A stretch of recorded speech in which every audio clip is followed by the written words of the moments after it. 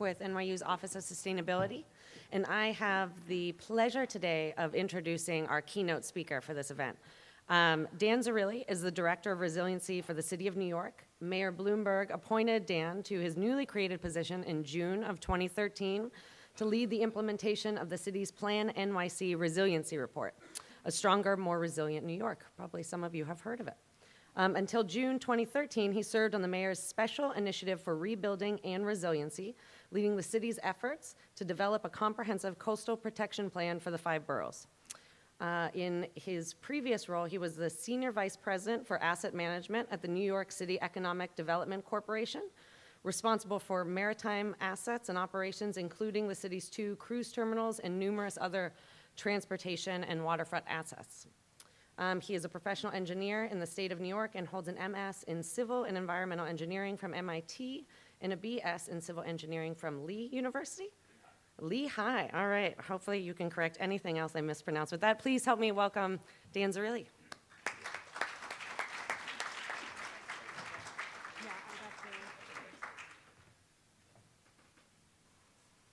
How's everybody doing today? Having a good day? Learning a lot of good things? Hopefully I can contribute to that as we move forward. So what I've got for you today is basically a rundown of the city's resiliency efforts that kicked off largely post-Sandy, but I'll explain some of the genesis of the city's resiliency efforts even before Sandy. And then a discussion at the end about potential, the career opportunities this sort of opens up, and even the path I took, and we can get to that in a bit. But really, a lot of this, of course, started with Sandy in a very compressed time frame. In the midst of the immediate recovery efforts and response efforts to the storm, of course, Sandy hit in October 2012, major impacts, and what was happening at the time was the city was trying to respond to the housing emergencies and get people back in their homes, and it was rapid repairs, the program to not just bring trailers into the city and park them and have that be permanent housing, but it was how do we actually get people back in their homes. There was a whole lot of course, the response and recovery efforts. What really happened, though, is a few weeks later, Mayor Bloomberg identified correctly that this was a chance to think anew about how certain neighborhoods can function, how we can be stronger, how we can be better prepared for the risks that do face us in the future.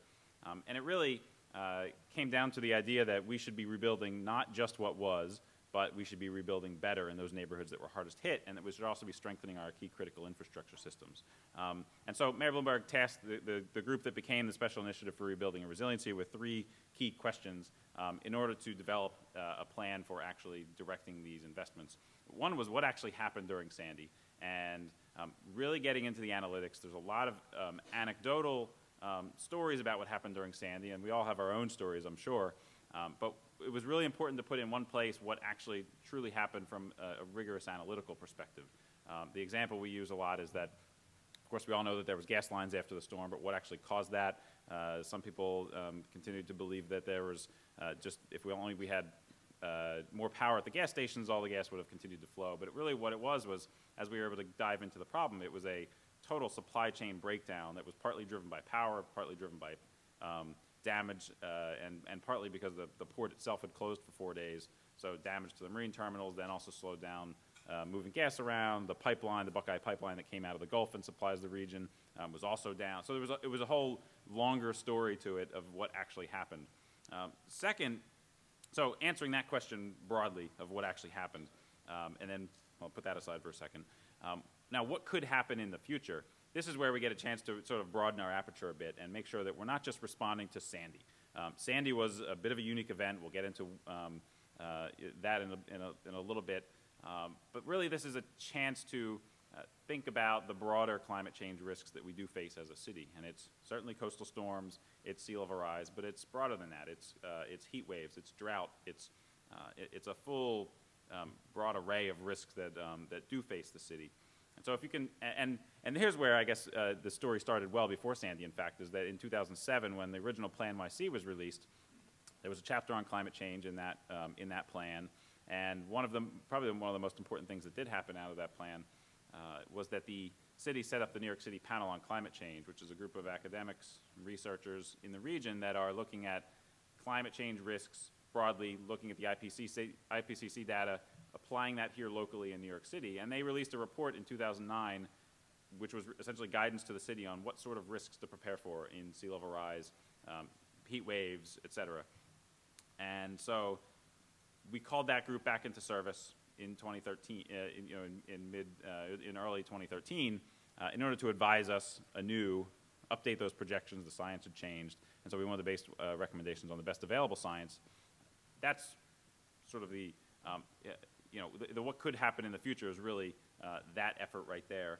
And then if you can answer those two questions, the big money question, of course, is what do we do about it? And that's the plan that we released. And so we're going to walk through a bit of an agenda here on Sandy itself, and then the city's response in a broad array of risks. Sandy itself, as we see it, was really an idiosyncratic event. It was very unique. It was an anomaly in some ways. But what it was a surge event primarily. And so this chart here is just showing, this is a little thumbnail of the top 10 water events at the Battery. And Sandy is the farthest bar to the right. It's almost 40% higher than the previous record, which was Hurricane Donna. All of these events had happened post-1950, however, and so sea level rise was playing an increasing role in these high water events. But why was it as high as it was? Well, the wind field of Sandy itself was enormous. It was a 1,000-mile wind field. Compare that to Katrina, which was really a 300-mile wind field.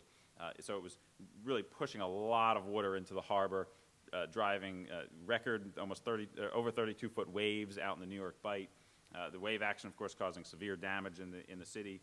The second reason was the left hook, the famous left hook into New Jersey. Most hurricanes will veer off to the northeast. This one happened to take that left turn directly into New Jersey. If it hadn't been reclassified as a post-tropical cyclone, it would have only been the third hurricane to make a direct landfall into New Jersey since 1878. Again, unique meteorological conditions that day. And then third was the tide, and this is just when the storm hit drove a lot of the impacts. And I think a lot of people have learned that the peak of the storm surge coincided directly with the peak of the high tide. It was actually even a spring tide that day, so it was a little higher than normal. And that's true at the Battery. Where it's not true is in the upper parts of the harbor, up in the Upper East River and Long Island Sound, where the surge actually coincided with exactly at the moment of low tide. And so a couple hours difference, and we would have been talking about different impacts across the city. So the result of all this is that tragically 44 lives were lost in the city, $19 billion worth of damage, major disruption to infrastructure and lives all across the city and indeed across the region. We've learned a couple key things from Sandy, and it's helpful, I think, just to walk through it, just to summarize what we've learned from Sandy before we get into the future risks. One is that building codes work, and what we saw during Sandy is some clear discrepancies in building types. And two quick examples here is the one-story timber pre-1961, pre-modern codes buildings made up about 18% of the inundated buildings in the inundated zones in the city. It was 73% of what we call the red tagged or the damaged or the destroyed buildings, which was the homes that were knocked off their foundations, totally destroyed, had to be demolished. And these are, of course, the bungalows that exist along much of the shoreline in Staten Island and Sheepshead Bay and the Rockaways, but took a disproportionate amount of the damage, partly due to the wave action and partly due to their age and the noncompliance with modern codes. New development, however, such as Arverne by the Sea, which is a development that occurred right on the coastline in the Rockaways, fared pretty well, great in fact. There was almost no flooding, no damage. People woke up the next day, there wasn't a drop of water. And why was that? Well, it was built to the most modern codes. It was elevated. There were dunes in front of the development, and there was a great drainage system that allowed any water that did get in to flow right out to Jamaica Bay at the time. Two, there's a lot of talk about what sort of protections work and what sort don't, and what we learned is a lot of different type of protections do work, and there's been a bit of a false dichotomy around green protections versus gray infrastructure. What we learned is that both can work in the right circumstances, and it's going to depend on the specific risks, the geomorphology of a site, what the land use is, but there's certainly mixes of green and gray are probably the way to go. Three, our infrastructure systems are very linked, and in fact, they're regional. Storms don't abide by political boundaries, and neither does our infrastructure. Much of our liquid fuel infrastructure, for example, is outside of New York City. Our transportation infrastructure is very regional. And of course, when the power goes out, everything goes out, nearly everything goes out. And supply chains are a big portion of that as well and need to be hardened against emergencies. 4, prepared communities. Those communities that have the stronger ties do better during the storms than those communities that don't have those stronger community ties. We saw this in parts of the city. Sandy itself wasn't a worst-case scenario. This is an important lesson to learn. If you're thinking about the risks of climate change and coastal storms, and Sandy was, blew the records for water heights away by 40%, you could think to yourself, well, I live in this neighborhood maybe up in the Bronx, and Sandy was the worst thing that could have happened, and I didn't flood, so I must be okay. The work that we've shown, and you'll see some of these slides, I think is indicating that that's not really truly the case.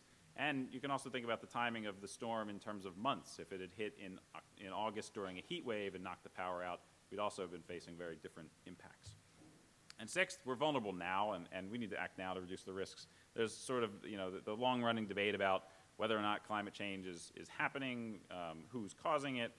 It's almost, in my perspective, who cares? There are risks now of extreme weather. Those are only growing over time, and we need to take steps to protect our city now. So what are these risks going forward? That's sort of the summary on Sandy, I guess.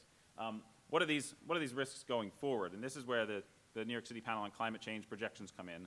These are the chronic hazards we face, and these are updates to the 2009 analysis. These are the most recent 2013 projections for sea level rise for temperature, precipitation, sea level rise, and we based our time horizon out into the 2050s.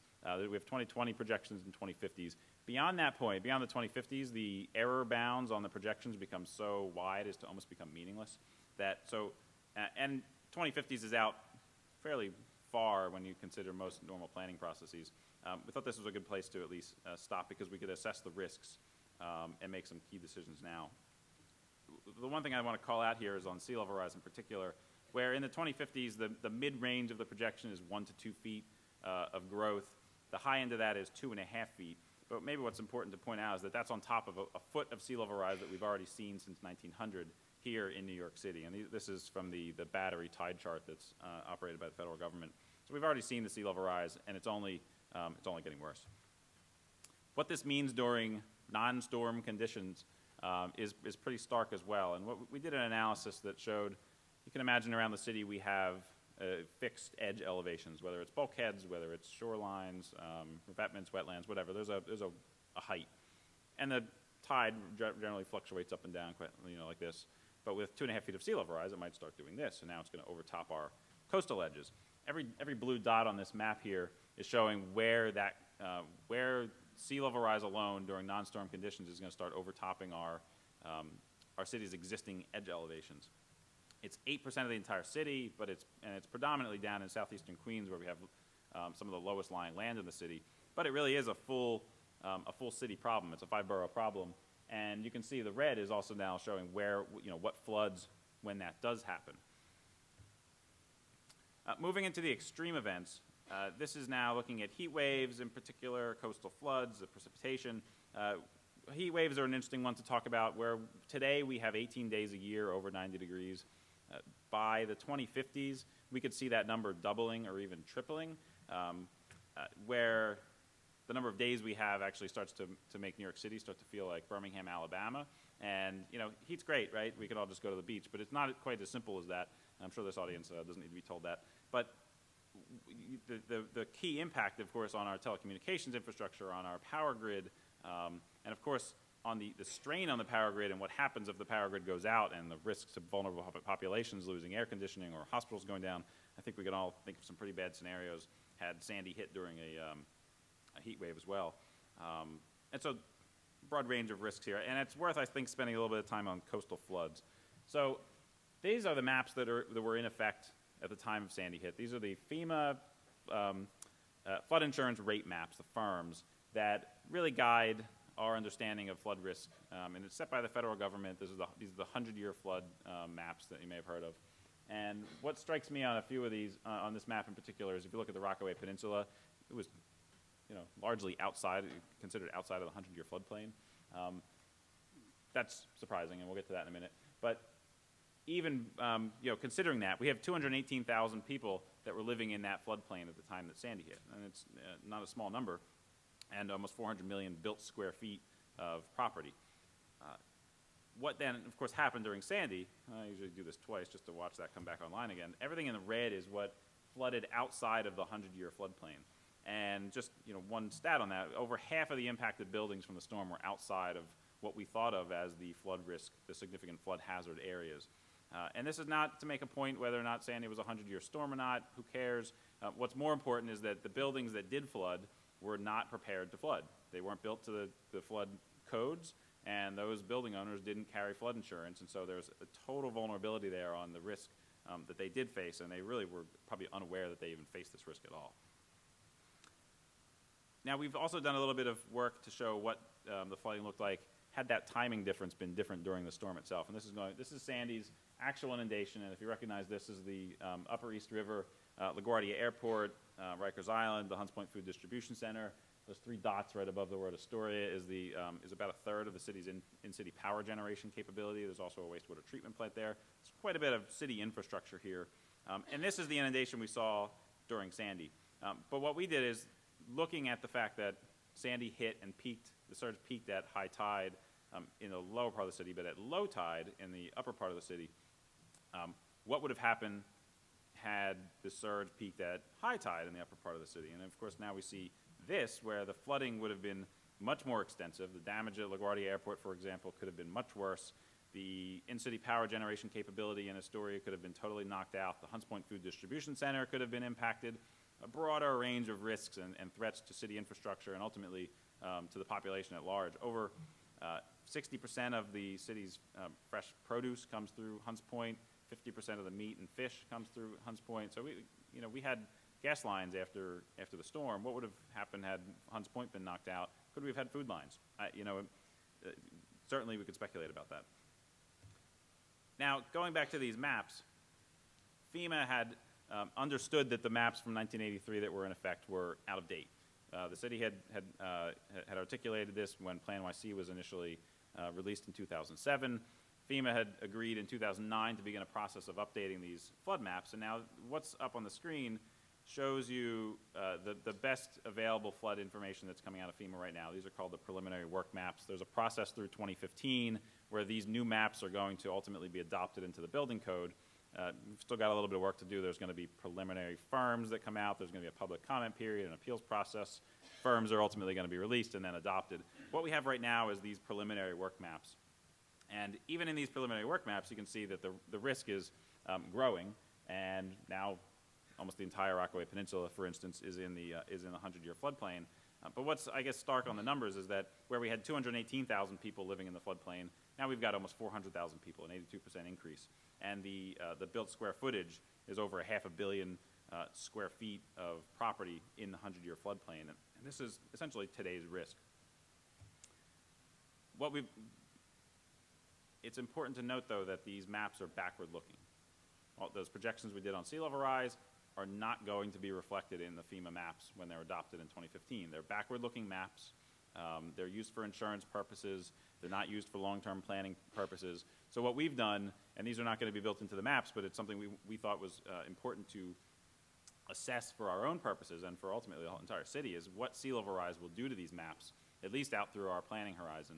And what you see here on the blue is the 100-year flood map today. Into the orange is 2020s, and into the red is the 2050s. And you can, again, see it growing in the lowest lying areas around Jamaica Bay and southeastern Queens and in Brooklyn. But this is, again, a citywide problem, and we're seeing the growth on the East River in Brooklyn and Queens. We're seeing the growth of the floodplains into East Harlem, in Staten Island, in the Bronx. It's all over, and this is just going to continue. This is based on the 2.5 feet of sea level rise being applied to these maps.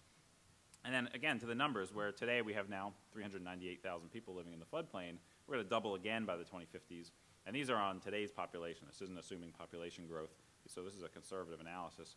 We're going to have 800,000 people living in the floodplain by the 2050s, and the built square footage is going to be almost 1 billion square feet, 850 million square feet of property in the floodplain. Another way to look at the risks we face from climate change is in dollars. And so we worked with Swiss Re to understand how really the reinsurance market is looking at these risks. And Sandy to the reinsurance market was a $19 billion loss event. And That translates into, these are called loss frequency curves that they use to assess the likelihood and magnitude of risk. On the y-axis here, you've got billions of dollars in damage. On the x-axis, you've got the return period, so 1 in 70 years, 1 in 60 years. Sandy, on this curve, with the yellow is just today's climate, and I'll talk about what we did differently. Sandy itself, a $19 billion event, was a 1 in 70-year event. We worked with Swiss Re through the modeling that they have access to, and they insure against these risks. So they've been doing this for some time. So they have some pretty sophisticated models to assess these risks. All we did was change the one variable of the climate based on the NPCC projections. And so is that red on this? Yeah, so the yellow is today's climate, the orange is 2020's climate, and the blue is the 2050's climate.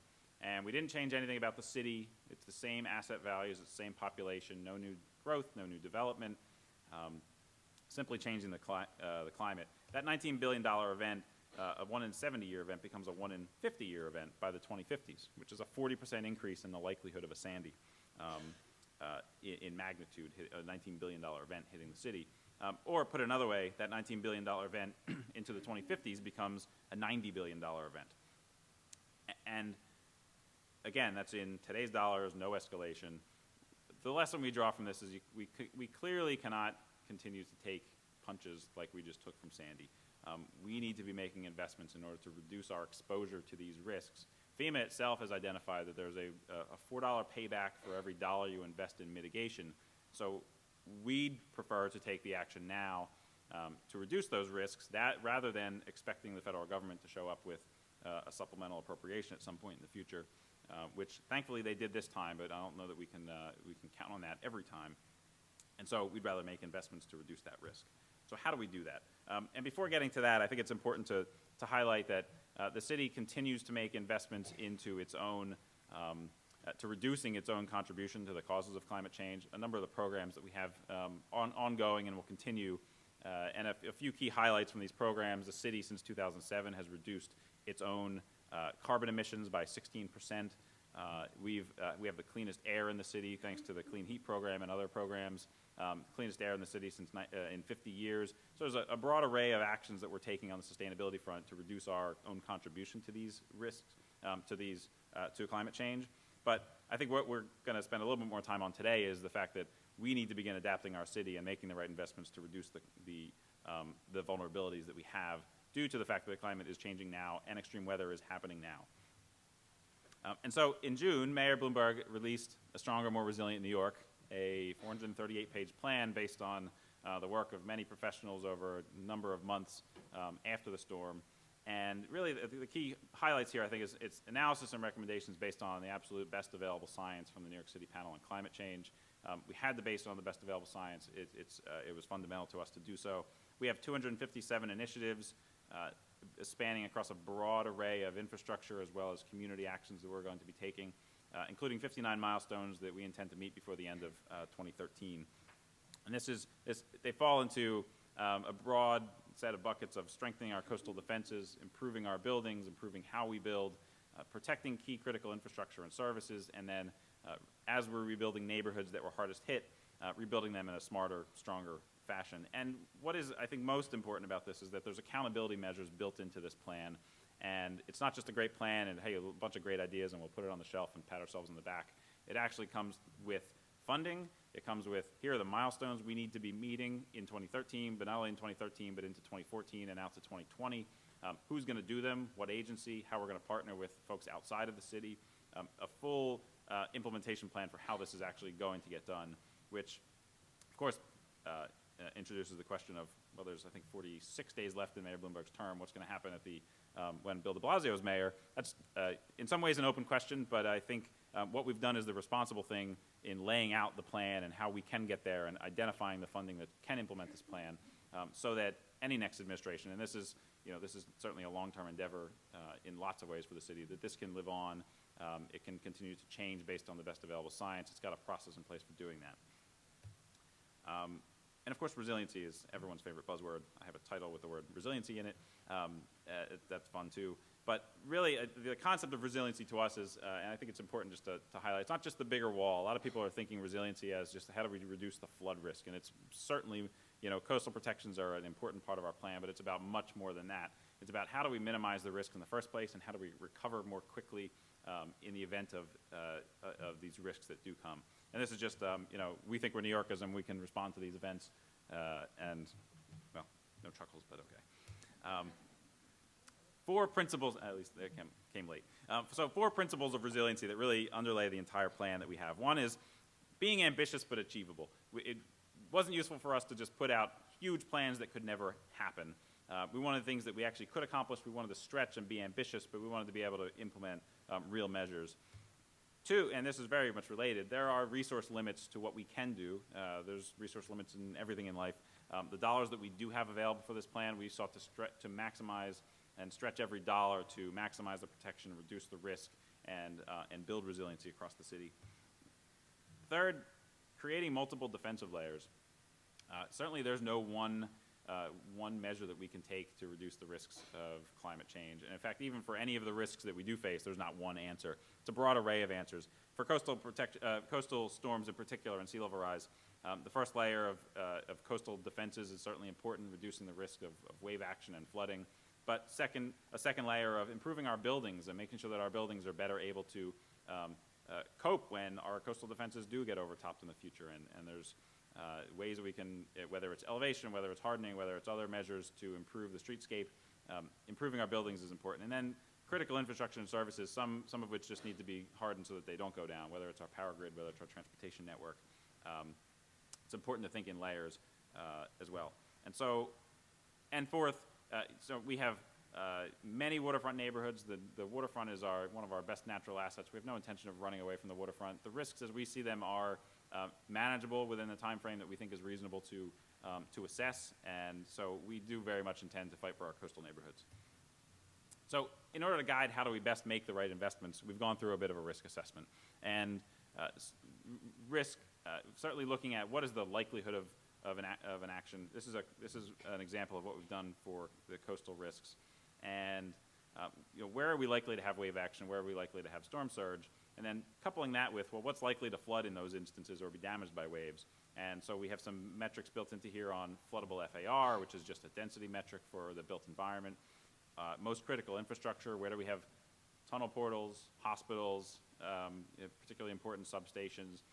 Critical infrastructure is very important to us. And then, of course, vulnerable populations and providing protection to those areas of the city that need additional protections. And investing first, of course, in areas of highest risk. And so we put all this into our algorithm, and what comes out on this map as highest red is highest risk. And not a lot of surprises here, perhaps, that some of the areas that were hardest hit during Sandy certainly show up as highest risk, but it's learning the lessons that we have from what would have happened had Sandy hit during a different time of day. We certainly are looking at the upper part of the city as well, East Harlem and the flood zone there, and South Bronx. There's risk everywhere across the city, and we sought to maximize our dollars and focus on those highest areas of risk. So we can start with physical resiliency. There certainly is a need for building things, whether they're gray, whether they're green, in order to reduce risk. And again, going back to our concept of multiple lines of defense, it starts with our coastal protection plan. We've laid out a first phase of coastal protections of $3.7 billion, about 37 initiatives, based on a couple key strategies: increasing our coastal edge elevations to head off the risk of sea level rise in some of those lowest lying neighborhoods, minimizing upland wave zones where we saw the wave action damaging homes and knocking homes off their foundations. There are strategies that we can implement to make sure that waves are breaking offshore, onshore, but not on your house. Protecting against storm surge in some of the areas that are particularly vulnerable, and then improving the way we design and govern our waterfront, which is historically has not been set up for any sort of flood or coastal protection in mind.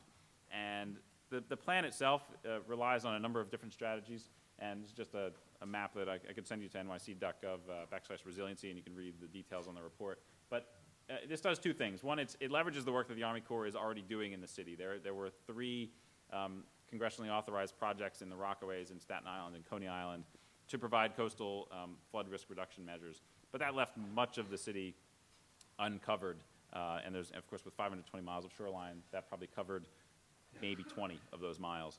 And so we've laid out a strategy of a number of other measures, whether it's expanding wetlands and living shorelines in Howard Beach and in Tottenville, whether looking at integrated flood protection systems in the Lower East Side in Chinatown, offshore breakwaters in Great Kills, a broad range of measures that we think can reduce risk in those highest areas. And then over time, as we learn some lessons about the effectiveness of these measures, can be expanded across the entire city and continue to reduce risk as funds are available. And here is certainly continuing to leverage what the Army Corps is doing, but also expanding our own measures across the entire city. And then separately, we look at our buildings. So again, it's likely that we will continue to see water in this city into the future. And so strengthening our existing building code, where building codes did work during the city, but we learned enough lessons that we have some measures in place that we are going to be upgrading the building code. We've introduced 22 pieces of legislation into the city council. 12 have passed. A number more are working their way through the system right now. But our real challenge is really with existing buildings. We have 68,000 structures within the 100-year floodplain on today's maps in the 100-year floodplain. And if you talk to FEMA about how to mitigate these risks, they would tell you elevate your house. And that's great if you're on the Jersey Shore and you have a single-family home, or even, and that works in some parts of the city here as well. But if you're in a brownstone in Red Hook, or if you're in a multifamily building, the NYCHA complexes, of course, it just doesn't work. And so instead, we've identified a number of what we call our core resiliency measures to reduce risk and protect against flooding impacts. And what we intend to do is we are launching a $1.2 billion incentive program to make these funds available for people to make these investments, reserving funds for a broad range of structures, homes, industrial buildings, commercial buildings, as well as geographically, and mandating these key system protections for some of the largest buildings in the city. And this also now translates into our efforts with the federal government on the National Flood Insurance Program, which is causing a lot of angst in communities, and rightly so. The flood maps are expanding. The elevations on the flood maps are getting higher. The subsidies are coming out of the system due to the Bigger Waters Reform Act. So there's a number of challenges there that we intend to work with the federal government to mitigate. But what we want them first and foremost to do is to move away from this idea that only elevating your home reduces risk.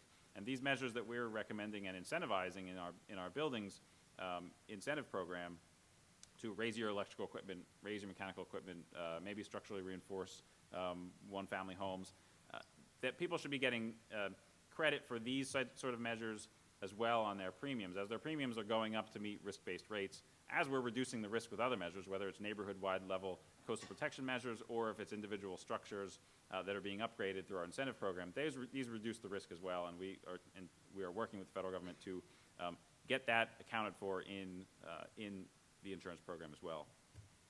And then looking at our utilities, electrical is one where we are working with Con Ed in particular as they're working through a rate case with the Public Service Commission to make investments to increase resiliency at their critical substations. Where we've been successful so far is working with Con Ed to adopt the latest climate change risk information that we've developed with the New York City Panel on Climate Change. They've agreed on, we've essentially agreed with them on certain substations that need to be protected. There's more work, but we've laid out what we think is $1 billion of investments that need to be made to harden the electrical grid, and they roughly align with some of the work that Con Ed is already doing now and going to the Public Service Commission on. Other networks as well, I think, need similar focus on hardening, and we have recommendations to that. That's sort of on the gray side. On the green side, of course, there's opportunity to, and this is thinking again beyond just the Sandy and the coastal storm risks, increased precipitation. There was a storm in 2007 that dropped so much rain on the city it almost shut the subway system down. How we handle our stormwater is certainly important to us, and we've been expanding green infrastructure, stormwater collection across the city for several years now. We are going to be continuing to expand those networks citywide, and other networks as well that play into this is our parks network and how green infrastructure for sure in our right-of-ways, but also how we look at our tree canopy and how we can reduce urban heat island effects. There's a broad range of things that we are doing in this realm. That's on the physical side, and so it's also important to recognize that there are social and economic resiliency measures that need to be taken as well to strengthen neighborhoods. And whether it's land use changes, economic development, or capacity building of local NGOs and community-based organizations, So a number of things that we are pursuing. This just happens to be one of our a rendering of one of our recommended projects at Beach 116th Street, where the real challenge with street level retail and flood risk is going to continue to be a challenge. The building codes are changing, the flood insurance rates are changing. We're launching a number of neighborhood level studies, really as all this information is changing, day by day in some cases, that we're going to be launching a number of neighborhood studies to look at land use changes and other ways to incentivize resilient building within certain hard-hit neighborhoods, and with a particular focus on commercial corridors as well in these neighborhoods because of the vital purpose they serve in neighborhoods. So we have several chapters in our plan on the hardest hit neighborhoods from the storm itself, and that's the east and south shores of Staten Island, southern Manhattan, southern Brooklyn, the Brooklyn-Queens waterfront, and South Queens. And this is an area where, of course, the damage lingered on longer during the storm and after the storm, where we have many of our citywide initiatives that apply in these neighborhoods, and whether there's substations or hospitals, and a broad array of recommendations that we are advancing in these neighborhoods, but also looking very specifically at local concerns. In some cases, there were pre-existing challenges in these neighborhoods even before Sandy, and this is an opportunity, again, to think about those sort of challenges as we're rebuilding so that we come back and have stronger neighborhoods at the end of the day. One of those initiatives that we are advancing and have launched is what we call our Neighborhood Game Changer competition, where we've put on the table $18 million per community to catalyze investments that can really promote resiliency in these neighborhoods, and have solicited proposals from community-based organizations to do just that. We've got a great response. We're reviewing those proposals now, and we intend to move forward with those. And then the two other programs that are happening that we're cooperating very closely with is the New York State Rising program. It's the New York Rising Community Reconstruction Program that Governor Cuomo has announced, and there's in the city alone, there's 10 communities that they're focusing on, and there's about $166 million. It's a community-driven grassroots effort, and what we're finding is that there's broad consistency with the work that we've done with the work that they're now doing, and so I think there's opportunity to make further investments and to further fill some of the gap that we do have in our plan itself. And then HUD's Rebuild by Design program is similar in that they're looking regionally outside of just New York State, but looking regionally, and are looking at, I think just announced today that they've picked 5 teams to advance resiliency measures here in New York City, and we're cooperating very closely to make sure that we can continue to guide those sort of investments in ways that are consistent with ours. And then the last point here, I think, so we have physical resiliency, we have the social and economic resiliency, and this is just a concept of thinking beyond just resiliency as protection, but also as transformation in some cases. This is a proposed project we have in Coney Island Creek, where we recognized early on after the storm that the flooding itself came largely not over the beach, although some did, but came largely through Coney Island Creek itself. If you don't have your bearings, you're looking out to the ocean. That's the Rockaway Peninsula in the background, and this is Coney Island. You can see the amusement district there. This is looking straight into Coney Island Creek here. And we were struggling with how to improve the protections against flood risk along the creek. And it is, where we really landed on this is that we can think about protections, and we have a proposal to, this isn't very navigable by any means, close off the creek itself and open up some opportunities. But it started with the protection. We could close off the creek, and that's not very creative, I suppose. But where I think it went beyond that was we looked at the neighborhoods here. These are 2 disparate neighborhoods that aren't very well connected. We have 2 parks, 2 key neighborhood parks that don't really function well together, Calvert Vaux and Kaiser Park. And then an industrial neighborhood as well that is at risk and could use some economic development. By thinking of this barrier as a catalyst for that, we can stitch these parks together, clean up the wetlands, deal with our stormwater issues that we have in this neighborhood. This can ultimately become essentially a detention basin during precipitation events, and use that as a way to really transform this neighborhood and promote economic development in the industrial neighborhoods and in the residential neighborhoods as well. So it's something that we're going to be studying. The mayor's talked about this a bit. Recently, we're going to be launching a feasibility study to really put some meat on the bones of what this idea could be. And so how are we doing on implementation, and where is this going? This is a $19.5 billion plan.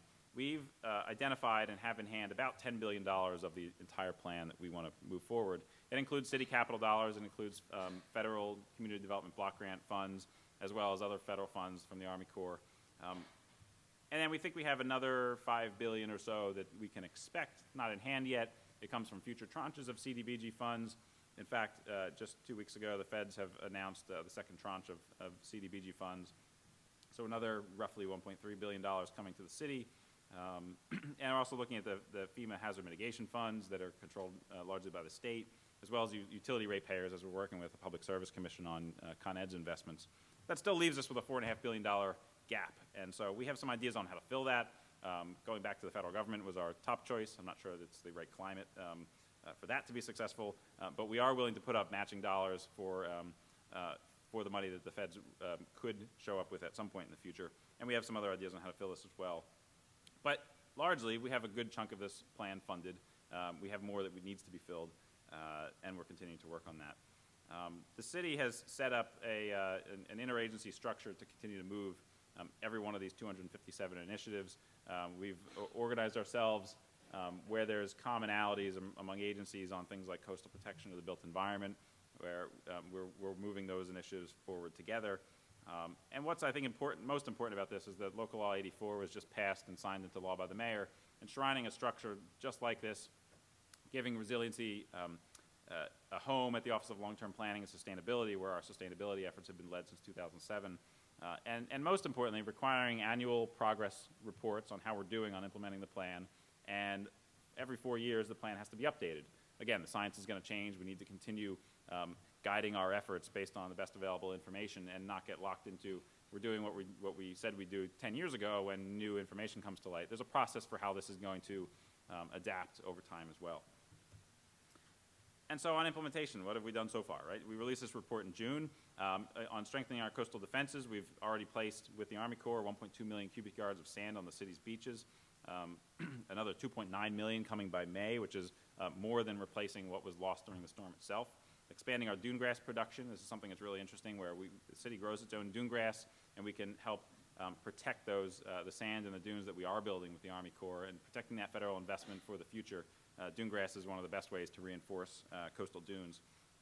Launching the feasibility study of Seaport City, which is a protective measure that we are studying in Lower Manhattan. Upgrading our buildings. Again, we've passed 12 of the 22 laws already. There's more, I believe, on the docket today to be voted on, and launching our Building Resiliency Incentive Program as well. Protecting our critical infrastructure and services, so supporting, for sure, Con Ed's investments of $1 billion into their own distribution equipment and substations, investing our own money in expanding the Blue Belts in Staten Island, launching a telecom resiliency office to work with the telecom providers, and then generally making neighborhoods safer and more vibrant. On the top of the list is the advocacy we're doing with the National Flood Insurance Program and the Game Changer competition. There's a broad array of things that have already started, and I think it helps build the case that as we head into a new administration, we've teed this up with some early successes so that it continues to have momentum. And the punchline for me on this always is that cities continue to lead the way, whether it's the C40 network or now what the Rockefeller Foundation is doing with their 100 Resilient Cities. There's an opportunity for cities to come together to continue to address the risks that we face in a common way around the globe. These risks aren't new to us in New York City. We've always, we've been a harbor city. We've always been faced with these sort of challenges, but the risks are just growing over time, as indicated by the FEMA maps. The costs are growing, as indicated by the work we've done with Swiss Re, and the time is now to be taking action in order to head off the risks that we do face. So, trying to tailor this, I guess, a little bit towards what this might mean for folks that are coming into the industry now. My own personal story is I really wasn't at all in this industry until Sandy hit. I'm a trained engineer. I was doing a lot of bulkhead and waterfront construction work here in the city for almost 10 years at the New York City Economic Development Corporation. Had moved over time and was running the city's cruise terminals, got involved in the business end, but I was generally just doing a lot of waterfront work here in the city. And then Sandy hit, and of course Sandy is very much a waterfront event. I got drafted in to draft the city's first coastal protection plan, really the first comprehensive coastal protection plan the city's ever had, simply because we never really, I guess the lessons we learned from Sandy, had we seen Hurricane Donna, as a once in a generation thing, I sort of just let it go in the past.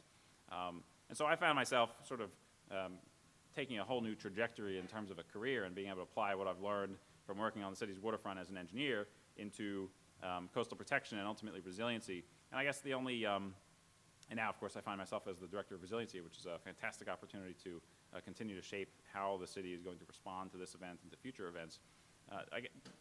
The only reason, I guess, to go into my bio on this is that you never quite know where your career is going to go. You can plan out where you think you're going to be in 10 years, and you look back in 10 years and realize it's not at all where you landed, but there's always opportunities.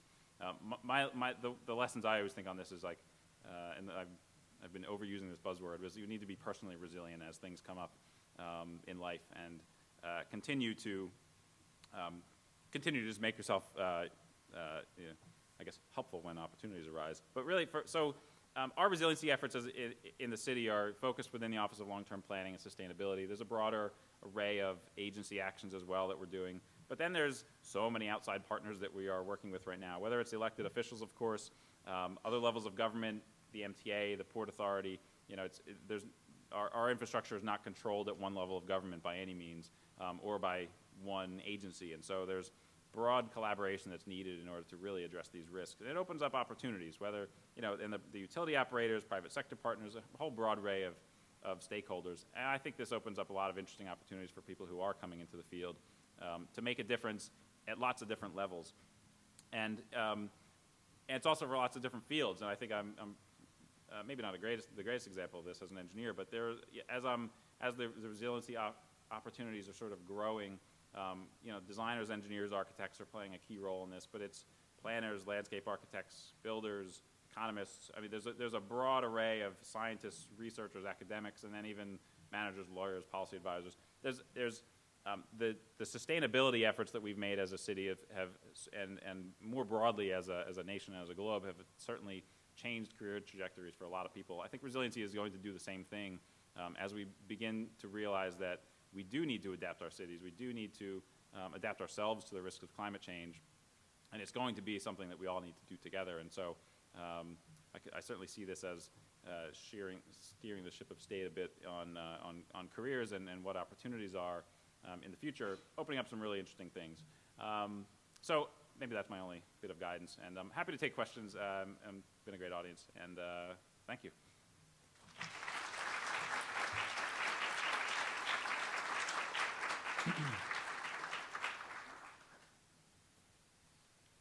Any questions? No questions? Oh, one in the way back. Sure.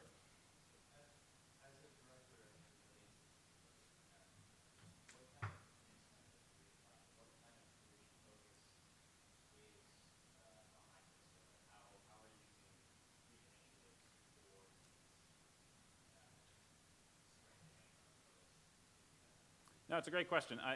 We certainly learned some interesting lessons from Sandy about the value of whether it's wetlands, dunes, some of the more natural protections. I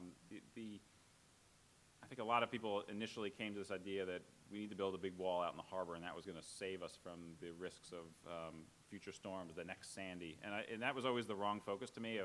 We're not going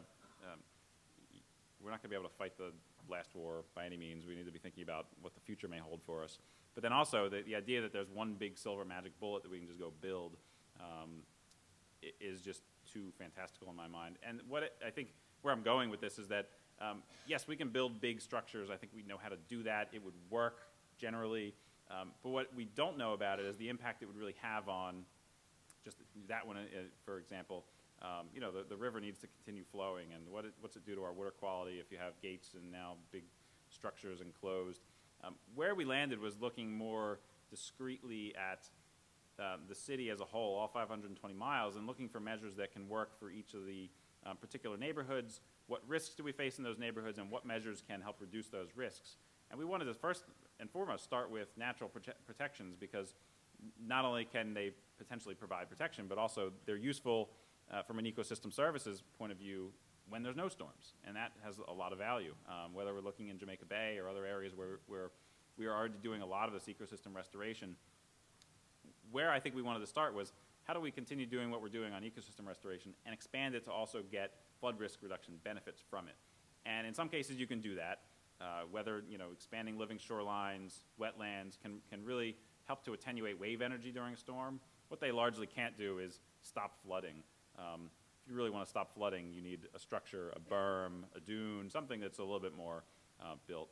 And but there's plenty of opportunities around the city where we can where the wave action is particularly bad, and we can reduce that risk considerably with offshore breakwaters, with wetlands, with living shorelines, with oyster reefs. There's a broad array of actions we can take. That's, I think, the thought process we went through. And mostly this is it's a coastal risk, but then also looking at the measures we're doing to expand our green infrastructure around the city and how do we better handle stormwater. These are non Sandy-like events, but every time it rains more than, I think it's a quarter inch in an hour, we have combined sewer overflows into the harbor, and that's not good. And so if we can expand how we handle precipitation events and continue to expand our green infrastructure to handle those events, we're going to continue to make the city stronger for a broader array of risks, and it's also likely to have benefits for urban heat island effects as well. Sure.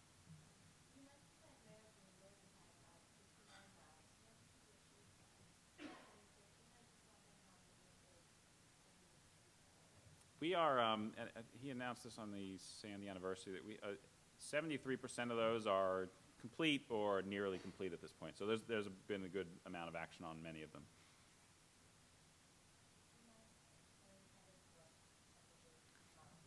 Some of those, so right, it's not 59 things that will be built, right? It's milestones along, it's individual milestones along the way of any one of our 257 initiatives. It's some things as simple as passing the legislation so that there is a structure in place for managing resiliency, and so we passed the bill through the City Council. That was a milestone.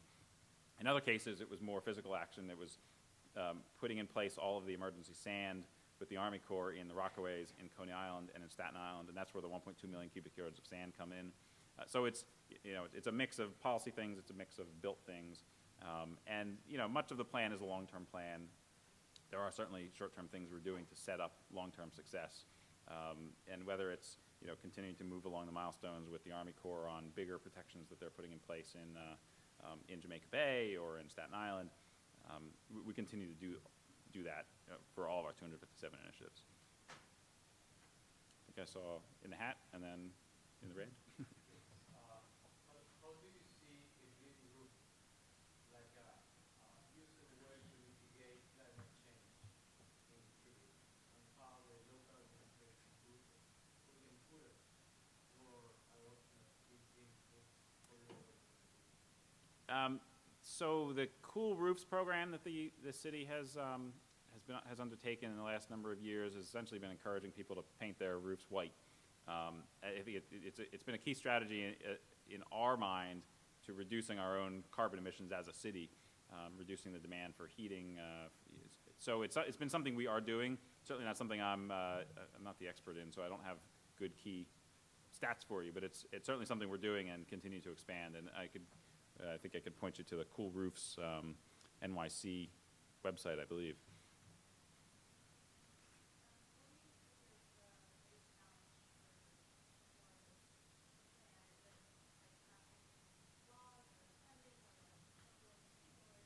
Yeah, it's momentum, I think.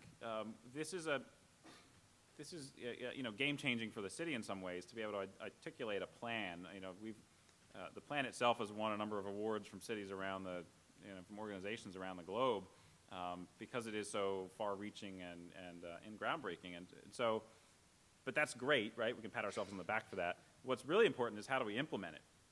And we do have a funding gap, and we do have a lot of partners we need to continue working with to make sure that what we've laid out actually gets done. And that's not easy. This is likely to be a 10-year endeavor or longer for the city in order to reduce the risk, harden our infrastructure, rebuild our neighborhoods. This is going to be a continuing challenge, and I think letting people know what we're doing is part of the answer, is that we continue to build one, knowledge of what we're doing, and then hopefully support for what we're doing, and how that transitions into a next administration or any administrations beyond. This needs to come from the public. It can't just be our little office in the mayor's office that's going to continue talking about resiliency. We need to mainstream this this line of thinking, you know, certainly out within our own city agencies, but actually out to the broader public. Similar to how sustainability has become something that we have generally absorbed into what we do and how we do business. I think we need to, as a city, look at everything we do through a new lens of resiliency. That's going to continue to take public support for the investments that need to make. It's, you know, it's money, it's will, and it's going to take some time to do it, but it's something that can be done. We've laid out how it's going to get done, and now we all need to see it actually happen. What are some of the current and most effective ways that to bring awareness to the general public organizations on how they can do a active role in regards to resiliency and sustainability? So in the development of the plan itself, we were out in the communities, certainly the hardest hit communities, but also others. And it was important to us that we weren't just, you know, certainly not seen to and certainly not doing, just going into an office, coming up with a plan and throwing it out and hoping people liked it. We worked with elected officials throughout the development of the plan. We worked with community-based organizations, and we set up really, it was advisory groups that we would go back to and say, well, what do you think about this, and do you have different ideas? And so it was a bit of a give and take in the development of the plan itself. And then we also held public workshops, and so like about 1,000 New Yorkers themselves came out to our public workshops, gave us feedback, and so we heard a lot of great lessons. We incorporated some of the best ideas that we came up with from the community, and that needs to continue. So we are continuing to, whether it's talking to forums like this, whether it's getting out to the professional organizations on how they're going to continue to support what we're doing, getting out and continuing to talk to the elected officials, especially as there's transition in not just the mayoral transition, but city councilmen and state senators and all, you know, all levels of government. In some cases, there's turnover. And so it's important that we continue to talk. We certainly have a desire to get out and talk with community boards as projects continue to advance. There's what we hope is that there isn't planning fatigue going on in the communities, because we've done a broad effort for planning. The state is doing some similar things, the feds are doing some similar things, and we're trying to do it in a coordinated manner to avoid that planning fatigue. But it's incredibly important to us that people see what we're doing, that there's buy-in to it, and that we continue to hear the feedback, because this is going to be something that's going to hopefully live for quite a long time as it's being implemented, and it's going to continue likely to adapt over time. Sure. Can you give some examples where the private sector was able to contribute to the resiliency plan with innovative technology? Yeah, technology is an interesting one. We've certainly, it's not too strong a word to say, we've been bombarded with folks who want to sell their products to us. Hey, I've got the solution for you, right? And so we've heard a lot of that. The private sector first was incredibly helpful to us in the development of the plan itself. And so we had, whether it was Swiss Re, who was brought in to help do the modeling on what the future risks of climate change could bring. We certainly called upon engineering consultants, economists, folks that can really help us think through the development of the plan and what it means, and the planning community very much stepped up and helped think through a lot of interesting ideas. So that's one set of help. On the actual, the technologies, there's been on the flood protection side in particular, there's been a lot of people trying to sell a lot of interesting things. We have basically, we've heard everybody out. Everybody has an interesting idea. Some of it's good, some of it's bad. On the flood protection in particular, in those areas where we're thinking about integrated flood protection systems, which is just a fancy word for a mix of temporary and permanent flood protection that doesn't feel like flood protection when there's no storm. We are going out for with a global design competition. It's focusing on 5 specific neighborhoods, and so we're going to be using that as a process to start filtering out some of the ideas that we have heard, and how does it actually apply in neighborhoods? What's it mean for the urban fabric if you put this type of technology? What's the reliability? There's a whole lot of things that we're still getting through in terms of technology choices.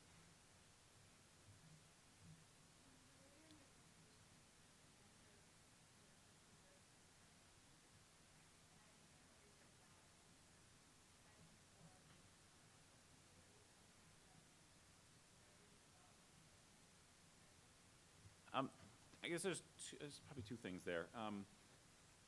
One is having learned the lesson from the storm that building codes do work. It was the older structures, it wasn't new development that really took the beating during the storm. Arvin by the Sea as the example versus the bungalow communities and much of the rest of the Rockaway Peninsula. So we've certainly learned that we can be responsible. The risks are manageable out into the time frames that we've identified into the 2050s, and we can be responsible in how we develop on the waterfront. And it's not just Arvin by the Sea. It's the buildings on the Williamsburg waterfront, Battery Park City. There's a number of good examples on the fact that I don't think we need to be scared of living by the waterfront, but we need to be smart about assessing the risks and making the right investments into our structures. That being said, the governor is pursuing the buyout program in Oakwood Beach, and it's, I think, 300 or so homes that are being bought and ultimately turned back into productive wetlands in cooperation with DEP and the Army Corps. And in that case, we're cooperating with the governor on this. There's some value in getting people out of a high-risk area. But what was almost really unique about Oakwood Beach in particular, well, Oakwood Beach at all, is that there's near unanimity in the neighborhood to be bought out. And so 97% or something like that are moving through the process to be bought out. And I think there's just a few holdouts that are going to ultimately be bought out as well. We don't see that anywhere else in the city. And so you can imagine the public policy crisis you could have. If you offer a buyout, 30% of a neighborhood takes it, and now you're left with a neighborhood that is half, 30% gone, and you can't really turn those pockmarked buyouts into any sort of productive, either coastal protection or wetland system or any sort of productive use, and you're still providing services to those folks who didn't buy out. And so you still have people potentially at risk. Our assessment is that we can make better use of that money in most cases by providing upgrades to buildings, coastal protection measures, protections to infrastructure, much more cost-effective and effective ways to reduce risk in these neighborhoods. I think there was a hand I missed before in the, yeah. Yes.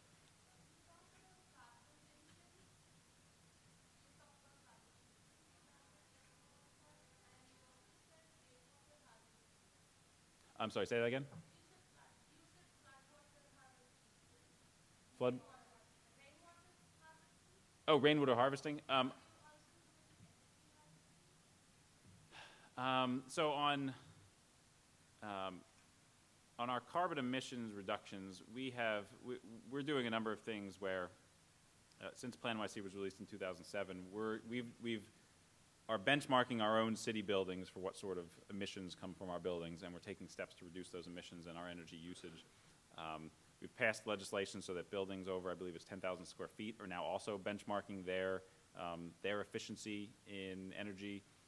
So it's like, I think that's going to start flowing through the real estate market and valuing buildings that are more efficient than others.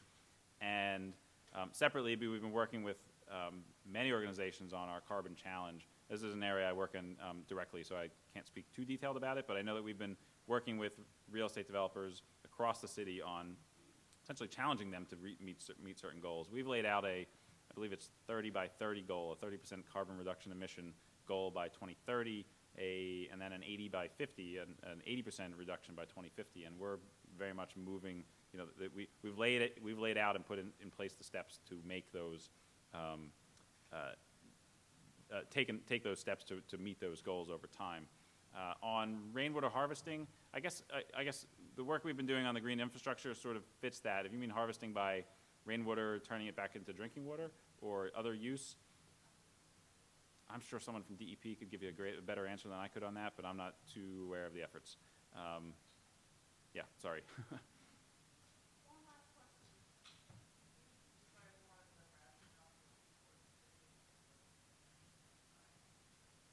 Sure.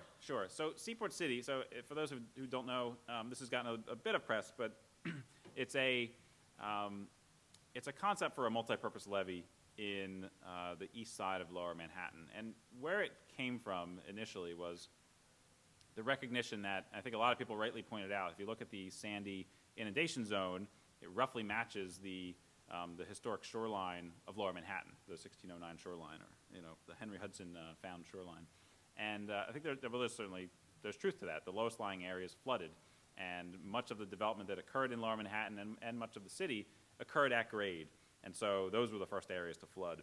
But I think what was interesting to us was the counter examples, and Battery Park City, for instance, largely escaped the storm, some impacts, but the power stayed on. Most of the buildings didn't flood. It was developed at grade, and so it wasn't developed.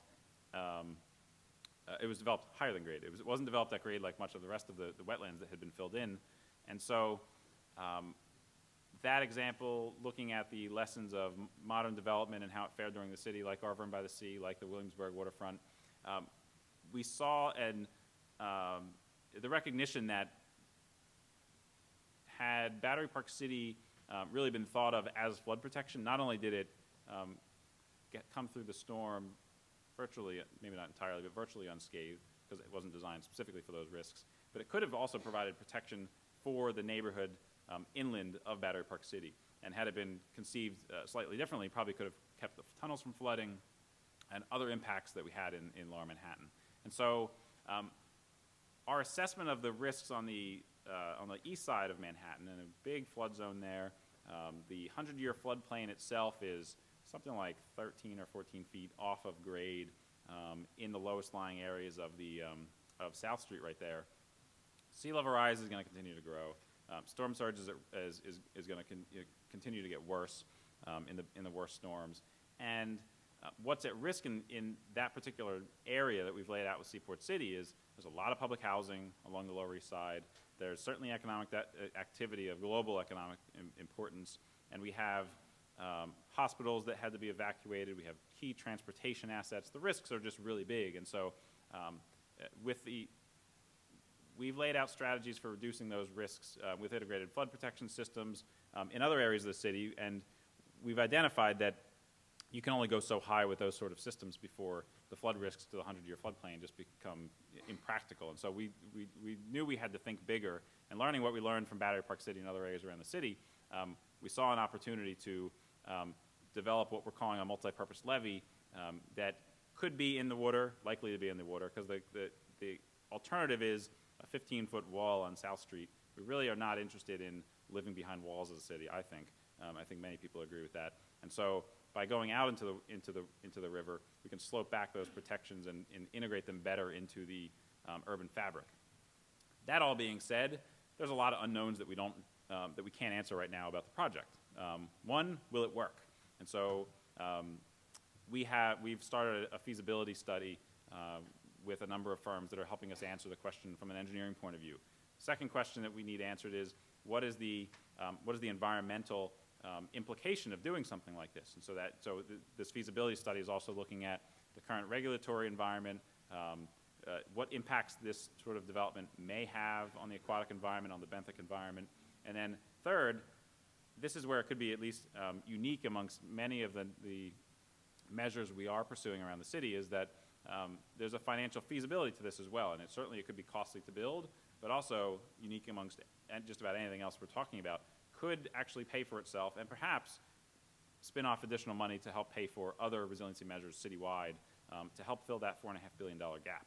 And so there's a broad array of activity happening right now to begin answering those questions through a feasibility study. And we expect to have a report in early 2014 that puts some answers to those questions. So, if it doesn't work, if it can't be permitted, if it's not financially feasible, there's a whole broad array of reasons why it could or couldn't happen. But if it couldn't happen, we need to think anew about other measures that can reduce the risk, because the risks are real. A 100-year floodplain that's 13 feet above grade is not an easy risk to try to mitigate, and sea level rise is only getting worse. So that's the basics. Thank you very much.